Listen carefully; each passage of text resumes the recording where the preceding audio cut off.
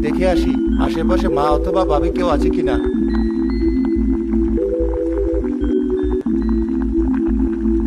না, নেই। খাও ডিম।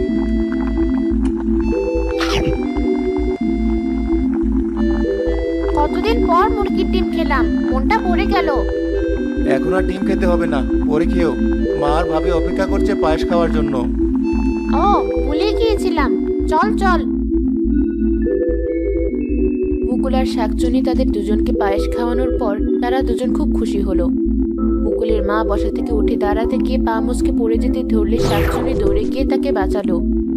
সাবধানে মা, আর একটু হলেই তো পড়ে গিয়ে বড় একটা দুর্ঘটনা ঘটতে পারতো। বৌমা, তুমি এত দূর থেকে দৌড়ে এসে আমাকে কিভাবে ধরলে? আমি অনেক ছোট থেকে খুব ভালো দৌড়াতে পারি, এজন্যই। তোমাকে অনেক ধন্যবাদ শিলা। তুমি না থাকলে যে মহারাজ কি হতো। মা, তুমি ঘরে গিয়ে